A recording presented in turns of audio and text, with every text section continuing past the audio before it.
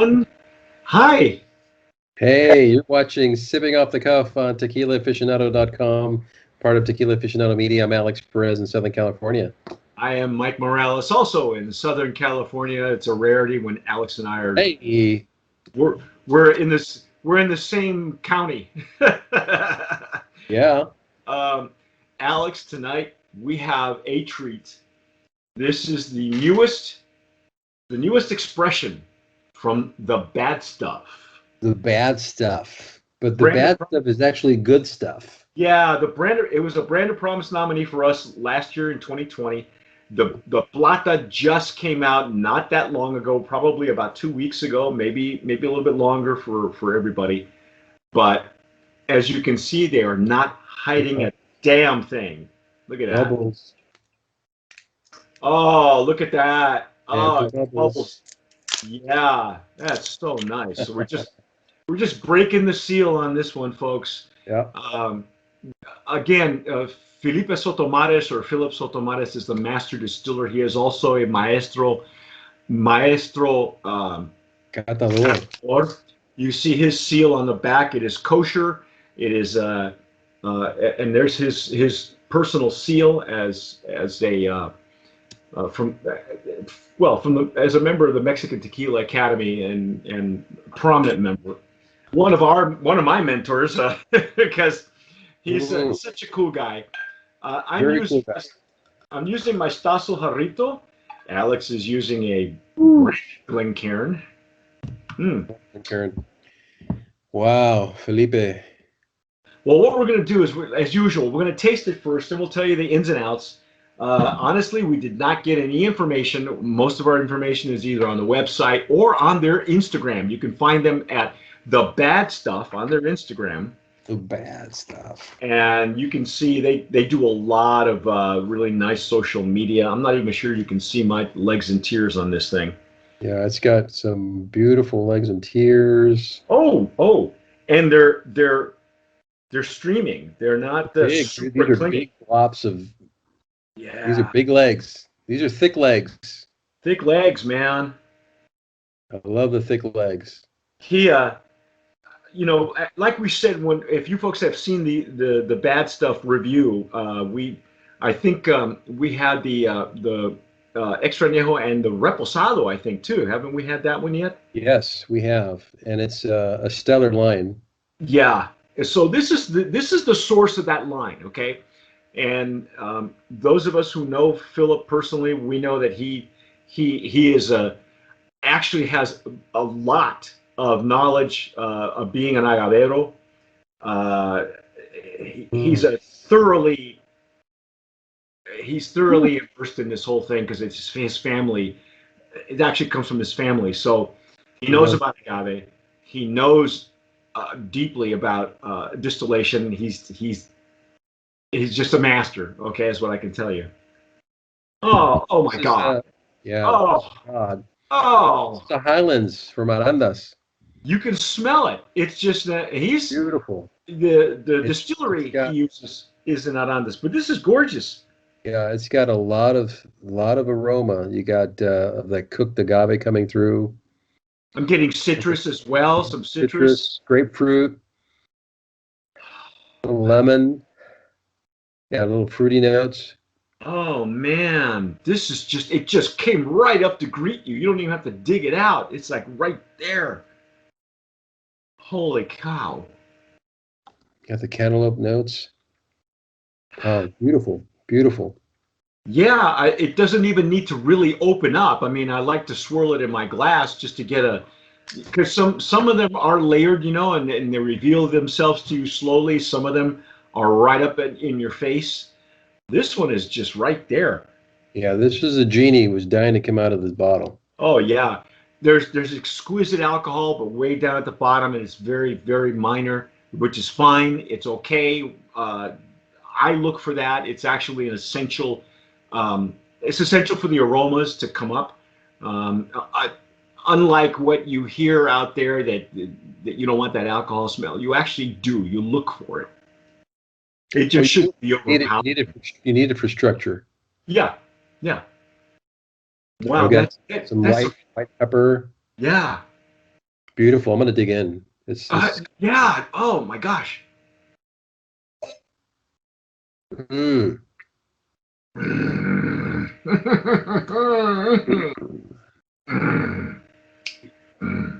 wow.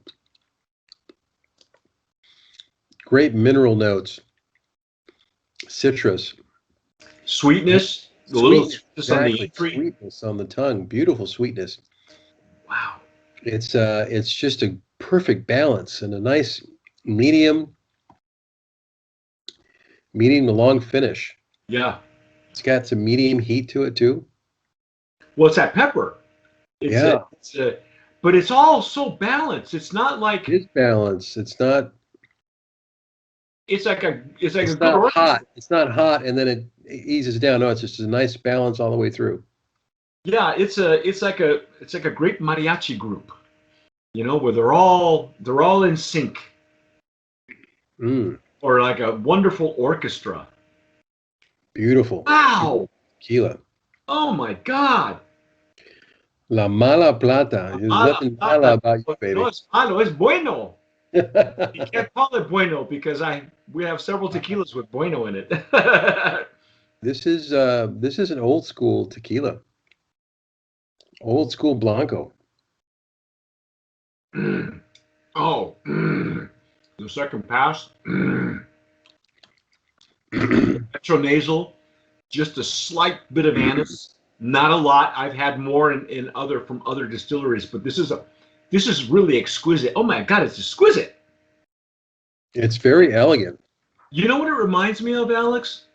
The last time, there are a few tequilas. There are a handful of tequilas that come from certain regions where if you have them, it takes you there. Because the Golden Triangle, Totonilco is a little bit different region of Yeah. microclimate. Arandas is different. Amatitan, you know that, right? Amatitan a little bit more minerally. When we had, Colima, I mean, look at the minerality in Dos Volcanes, which Oh yeah. technically is not a tequila, but is 3 miles outside of Jalisco. This one is distinctly Arandas. And every time I have Tapatio, every time I have El Tesoro, of course I haven't had El Tesoro in a long time, Yeah. but anything that Carlos Camarena touches brings out the microclimate that he's in. La Alteña is right there in Arandas. Yeah. And this took me Beautiful. right back. It took me right Beautiful. back. Yeah. Great example of a Highlands tequila. Oh, and then there's like I'm getting, you said it was great, cantaloupe or some kind A of little cantaloupe. I melon think or it's like something. grapefruit. I almost got I almost had green apple. Just it's green, whatever it is. It's like a green. I think you're right. Oh, Oh, I'm gonna have to serve me a little bit more of that.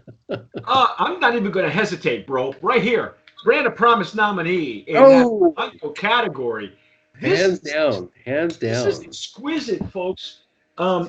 Again, there's only so much that these folks can do right away. I wish there was more, more of a sell sheet or POS, but everything that you need to know is on the Bad Stuff Tequila. Mira, look, if you're Oh, if you're Mike, listening, I just got the apple. did you get it? I It's like just real got the slight. apple. If you blink, it disappears, but it's like right there. It's right there, like right above, Yeah. or See, right I above thought the it was glass. I thought it was crazy, but it's there. It's like a green apple, right? Yeah, like a juicy green apple. Yeah. Oh, Wow, that's you're amazing. we said that with the reposado. We said that with the añejo. This man is a mad scientist. Take a Mm, look for those of you who are yeah. watching us on YouTube. Listen, with our estate you need to Coronado, watch this video. nestled in the Golden Triangle at roughly 7,000 feet. That's Philip. That's Philip. Should we tell that story about Philip? Alex and I have How known. long was that? That was a couple of years before Spirits of Mexico, which those of you who have been following us a long time or maybe have been through Two Spirits of Mexico, that was a show that was owned by a lady, Dory Bryant, and it was famous. It went, it was there in San Diego, in Old Town San Diego. It was there for years, and then God bless her, she sold the brand. That and Philip had been a big coordinator with her to prepare for that show. So she would have several of these shows throughout the United States. I think they also did like rum shows and things like that. So, but we've known Philip for a long time, and the last time I was actually kind of a hired gun for Don Cuco Sotol. Alex came down and stayed with me, and Philip was actually promoting, he was trying to promote his line of tequila, and it just never really launched. It was called something else. It wasn't even out yet. Yeah. He could only show it because it wasn't imported into the United States. So all they could do was talk about it. It was just word of mouth. But we all knew his skills, and so anyway, that if you know anything about Old Town San Diego, last call is at what, 1 a.m, 2 a.m, or something. It was after the show. We're at a bar. We were at a bar in Old Town. I forget what the name of the bar is. It's probably still there. I'm sure it is. And they closed down. So those of us who knew the vendors, and Alex and I have been doing this for like 20 years, so we knew everybody, right? And we ran into Philip, who at that bar, and so we all closed down the bar. And then the funny story is we were with the Dom Pilar folks and their master distiller who uses the Mozart method, and he has a luggage cart from the hotel that we're staying in Old Town, and we're schlepping this cart full of tequila up and down the streets of Old Town San Diego, and we're going, this is crazy. This is a crazy story. So we get back. We had Riedels in our hand with tequila. Yeah, we're walking, on the street. On the street, but the street was closed. It was dark. It's a state park, is what it is. And so, of course, they follow California laws, and that's it. It's like going to the beach. You got to go. You can't stay there. So we're walking to the hotel, which is within walking distance, several blocks, by the way, and we're all just laughing at what we're doing. And so Philip is there. We had to make pit stops, and didn't we like refill our Riedels with like Dom Pilar or something like that? Because some of these bottles were open. It was bottomless. So we get to the hotel. None of us who were vendors, and some want to go to bed because this is really early. But we're having a great time. It's not that we were overdoing it. It's probably the least I've ever drank at any show, and most of these times, I don't need to sample because I already know what's behind the vendors. I know more about them than the people that are pouring. So, Alex and I were just reacquainting ourselves with all these people that we've known for years. And we get to the hotel and we're starving. So we ordered, I don't know, how many pizzas did we order that night? I don't know, but everybody was in our room and we were ordering pizza and having tequila, so that was a great time. We're sipping tequila in Riedels, having pizza. And you know what? Tequila and pizza work. And I think we were there till like 3, 4 in the morning. Yeah. But it was such a great time. It was such a wonderful way to spend, the after party. And wow, what a treat to have, and Philip is just so cagey. Well, it turns out that when the next day he invited me to his place. At the time he wasn't living on the boat. He was actually living on property. And that's where you might, if you follow me on Facebook or TA on Facebook, you'll see pictures. You have to dig through them. There are albums on the Facebook page where I took pictures of him, and he had agave plants that he had been nurturing on this property. I think he must have had like a acre of property. So he's very familiar with horticulture and agave, and he even told me you can tell a highlands agave what it looks like versus a lowlands agave because it grows differently. And I didn't know. And the guy was just, and then his collection. Oh my God, he had a bookshelf collection. that he had some vintage treasure bottles, and he Nice. goes, unsealed, unopened. He goes, just pick something. I say, well, there's this bottle here that I want to taste, and he goes, yeah, break it open. What was it? It was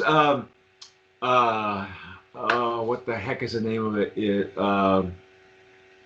It's not even. It's made of 1414, and it was the one that you and I had with when Ryan Kelly was still working with us as a writer. You can look at some of his articles on Tequila Aficionado, and we had I forget what the name of the bar was that we had lunch at, I think. Yeah.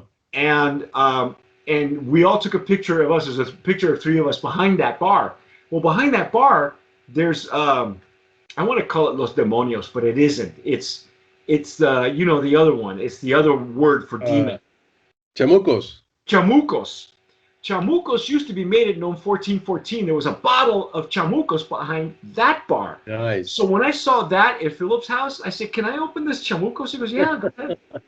Oh my God! And chamucos, I know people love it, but it's really different when it came from NOM 1414, which is Rebanco Asociados. So we're just reminiscing, walking down, because there's not much else to say, folks. This is a winner, whatever it takes. Do we know what the price point is on this thing at all? Just out here. Yeah, I actually looked it up. It's actually very inexpensive.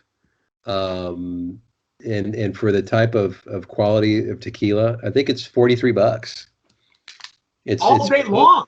It's under $50, and Old Time Liquor, talking about San Diego, Old Town, $42. Mission probably has it for around the same price point. That's a bargain. That's a bargain. Okay, if you folks are really into master distillers and families with long histories, we call it distillers, their families with pedigree. That means that they have generations of, whether they're agave growers only, or generations of being a master distiller, or this is, if you're a big fan of that, like Ocho and El Tesoro de Don Felipe, and the ones that have, or Germán González, this is another one. Don't overlook this, okay? Because this you can put up against the other two, and they should be grouped together, okay? You can learn all about Philip. You're speechless, Mike. Well, yeah, because Alex, it's not often that we get, other than stuff that comes out of NOM 1414, which is always vintage. It's modern. It's modern vintage because they know how to make tequila. Again, that's a distillery with pedigree as well. And what's not to say? My God, you win. You win. So back up the truck. Thank you, Philip. Yeah, thank you. The folks at The Bad Stuff. Look for this, La Mala Plata. Okay, it needs to be out there. More people need to be made aware of it. I know you've probably seen the Extra Añejo, but this Blanco, if you're a Blanco drinker and you miss the old school stuff, it needs to be right up there. Yeah, right up there. It's stellar. It is stellar. Stellar. That's what we're going to say. So that's our take on La Mala Plata, the bad stuff from the Bad Stuff Tequila. Thank you, Philip and team, for the oh my God. I'm gonna have to hide this bottle for everything he makes. I gotta hide from me. You gotta hide from yourself. I gotta hide it from myself. So but this one is so affordable. You can actually go out and buy 2 or 3 bottles for. We're filming this like the day before Memorial Day weekend, but by the time you see it, it might be 4th of July because we're that far packed with content and with tastings. But get it for yourself, and then get one for people that know about the tequila, because and it's would you even mix this with a cocktail? Why not? Why not? I mean, especially if it's for yourself. True. But this tequila is so, I said, stellar, elegant, that it's just a perfect sipping tequila. You and I are purists, so I love the blancos. And this is just a beautiful blanco, great example of an elegant sipping tequila. There you go. And at that price, oh man, Back up. You need a bigger truck. this should be Oprah's favorite tequila. Yeah, that should be Oprah's favorite tequila right here, boys and girls. Again, you know what? It makes me wish that we were back in Old Town, the few years ago. If we had had La Mala Plata then, we would have fed him breakfast the next day. Oh yeah. Oh my God, that's amazing. Thank you to the folks at the Bad Stuff and La Mala Plata. Philip, you are a winner, man. He's a bad man. But that's our take on La Mala Plata. Go find it. Go get it. I'm Mike Morales here in Southern California in the San Gabriel Valley. That guy out there is Alex Perez in the same valley in Southern California. Thanks for watching. Sipping off the cuff. What a privilege to be able to taste this good juice. Yes. Thanks, Philip. As always, sip wisely.